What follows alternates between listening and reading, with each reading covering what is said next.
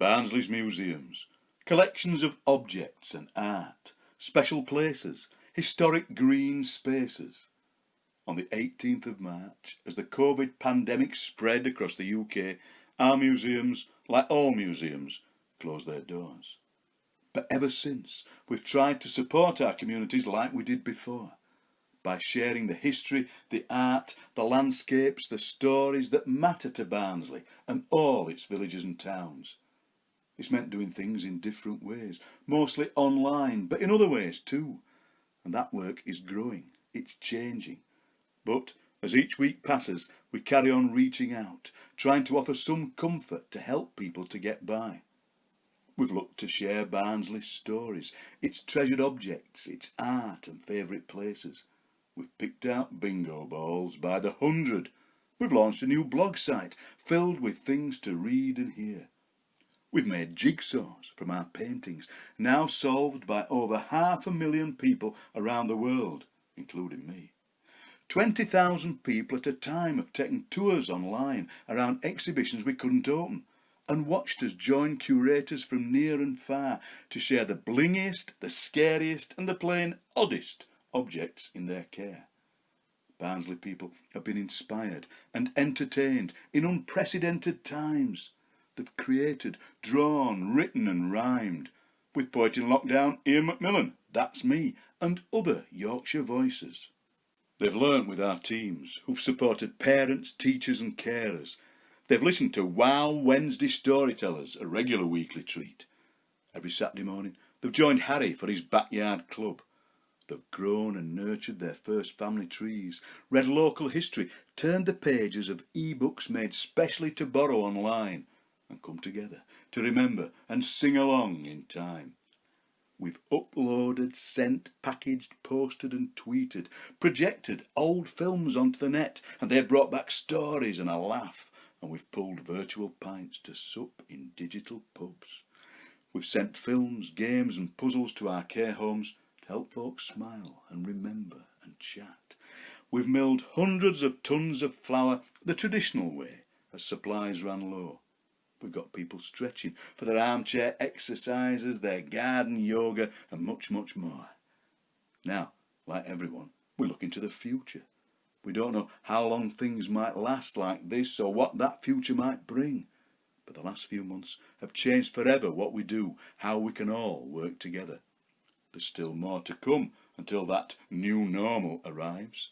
Digital exhibitions and festivals all happening soon. Artists getting creative with our communities stuck at home.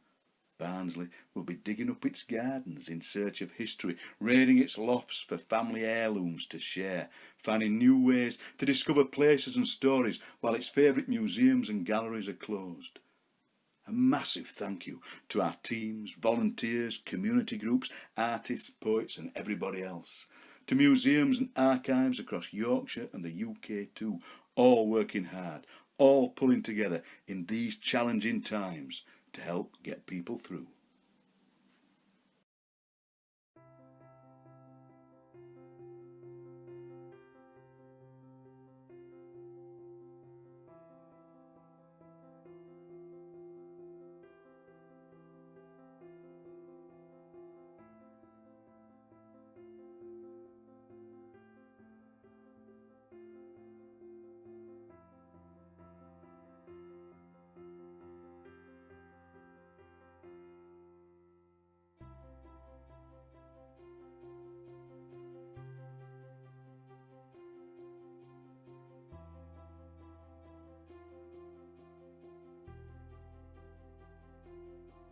I'm Michael, the Digital Engagement Curator, and the last few months have really pushed forward some of our digital plans, which are evolving all the time.